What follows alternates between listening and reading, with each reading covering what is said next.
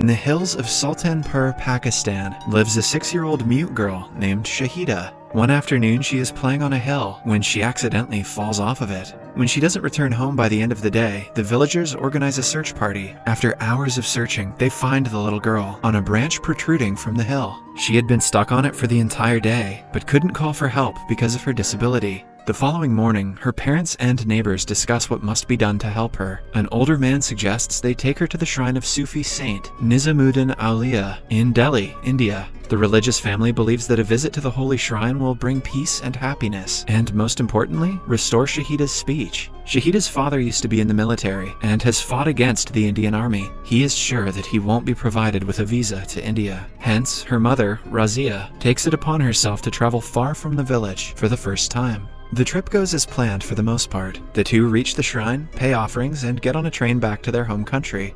On the return journey, the train stops for repairs at night. When everyone is asleep, Shahida notices a lamb stuck in a pit right outside the train. She doesn't think twice before going outside to help the animal. However, the train restarts before she can return to her mother. The little girl runs towards it but is eventually left behind. In a desperate attempt to go the same way that her mother did, she boards a freight train, but to her dismay, it goes in the opposite direction and stops in Kurukshetra, India. Razia notices her daughter is missing and stops the train. Policemen are appointed to look for the girl around the tracks where she was lost. However, they cannot find her, since Shahida has already reached a different place. Razia meets her husband, who is worried to death about his daughter. They cannot get an immediate visa back to India, much to their dismay. The parents have no other way but to pray that their daughter is safe. Meanwhile, Shahida is now lost in a different country with no way to communicate. In a religious celebration, she sees a stranger eating at a street-side restaurant. The stranger is the kind Pawan Kumar Chaturvedi, who invites her to have a meal with him. After a few minutes of trying to get her to talk, he realizes that she is mute and starts calling her Money. A starving Money finishes the food and follows Pawan around. Assuming that she was separated from her parents during the festival, he asks her to stay in front of a temple. Pawan is a devout Hindu Brahmin and an ardent devotee of Lord Hanuman. He believes that Lord Hanuman will take Money home if she stays in front of his temple. When Money still doesn't stop following him, he brings her to the police station, but since she cannot tell them any details about her parents, the police can only wait for someone to file a missing complaint. Don't these people have pen and paper? Until her parents are found, Money needs a place to stay. Hence, Pawan takes her in. On the way to his home in Delhi, he tells Money to call him Mama if she ever talks in the future. He also starts naming different Indian cities, asking her to nod if she knows what city her parents are in. All the passengers on the bus help him, but none of them name cities outside of India. As they talk, Pawan tells everyone how he came to Delhi for work. A flashback shows the time he was in high school. He was an average student who could never pass the final examination. All his friends cheated and went on with their lives, but Pawan refused to cheat or lie, being a true devotee of Lord Hanuman. Eventually, he passed on his 11th try and came to Delhi to look for work. He stayed with his father's friend, Pandi, a strict Hindu who refused to let the followers of any other religion enter his house. Pandi's daughter, Rasika, offered Pawan a job at the school she taught at and fell in love with his innocent persona.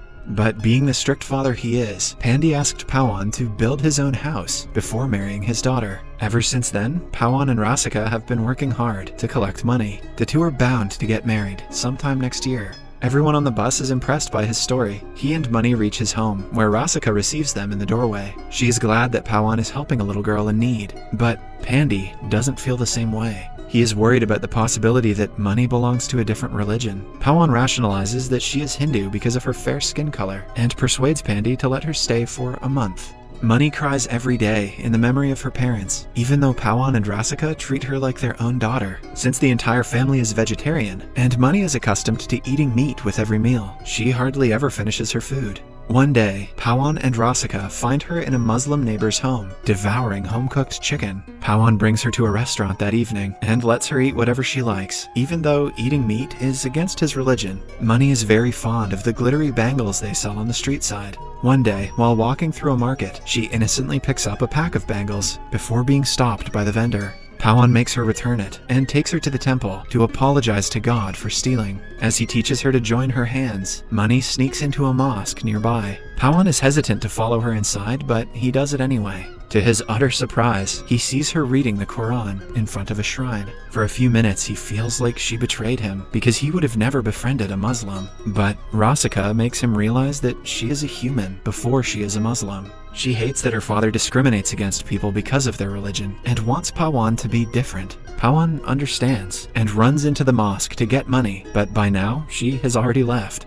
As he nervously looks for her, she runs to him and hugs him tightly. At that moment, he accepts her entirely, overcoming his irrational fear of going against his religion. That night is a cricket match between Pakistan and India. The entire family watches it on TV, cheering for India, except Money, who cheers when Pakistan scores. When the Pakistani team wins the game, she dances and kisses their flag through the TV. Pawan approaches her and asks if she is from Pakistan. After weeks of shaking her head to every Indian city, Money finally nods, yes. Pandy is furious. Being a Muslim was bad enough, but since the girl is from Pakistan, he can no longer allow her to stay at their home. Pawan promises to hand her to the Pakistani embassy the next day. However, the embassy worker cannot allow her a visa without a passport. In Money's case, they don't even know her real name, so a visa allotment is impossible. Moreover, a riot takes place in front of the embassy that closes all visa processing for a month. As a last resort, Pawan takes her to a travel agent at Pandy's suggestion. The agent promises to take the little girl to the other side of the border and asks for 1 lakh rupees. Pawan and Rakasa give up the funds they had collected for their house to help Money. The next day, Pawan reluctantly brings Money to the travel agent's office and leaves after a tearful farewell. On his way home, he notices a street vendor selling glittery bangles. He remembers that Money liked them and buys one for her. However, on returning to the travel agent's office, he finds out that he has been cheated. The agent has taken the little girl to a brothel and is about to sell her into prostitution. The otherwise composed Pawan loses his temper at the sight of the agent counting bills that he made from Money. He throws the man out of the window and brings Money home again. Pawan has made the decision to bring Money home himself. Although he has no connections or ideas about Pakistani villages, he packs his bag and makes his way to the border. A few miles away from it, they meet a secret agent named Ali, who illegally transports people to the other side through a tunnel. After listening to Money's story, he agrees to take them for free. When they reach Pakistan's side of the border, Ali runs away, but being a devotee of Lord Hanuman, Pawan refuses to go without asking the guards for permission. When the officers find him, they beat him up, as Money watches and cries. Pawan pretends to laugh, even while being beaten, so the little girl wouldn't be afraid. After finding out the reason for his travel, the head soldier asks him to do whatever he wants in the following 10 minutes before they return for the next round. Pawan decides to wait for them because they have still not permitted him to leave. Although the idea is idiotic and he gets beat up again, he is eventually allowed to go, with permission from the soldiers. In the following scene, he and Money are in a restaurant. Money sees a cop's handcuffs and steals them, assuming that they are a bracelet. The cop finds out and throws Pawan in jail, labeling him as an Indian spy because of the lack of a passport. Then, we are introduced to a struggling journalist, Chand Nawab. He finds out about the alleged spy and runs to the police station to interview him. He gets a few vague answers from Pawan and informs the media company that he doesn't take him seriously. Inside the police station, a cop interrogates Pawan but refuses to believe anything he has to say. Suddenly, Money sees a picture on a table calendar and recognizes it as her village. Pawan is overjoyed until the policeman forcefully makes Money open her mouth. Pawan loses his temper and attacks the man, inviting even more trouble for himself. He manages to defeat the officers and run away from the police. Nawab sees him escaping and follows him. They board the bus, where Pawan shows the conductor their destination and also tells him Money's story. After finding out he is actually a good person, Nawab and the rest of the travelers decide to help him. They hide him and Money on top of the bus when the police come looking for them. At night, Nawab, Pawan, and Money stay at a mosque.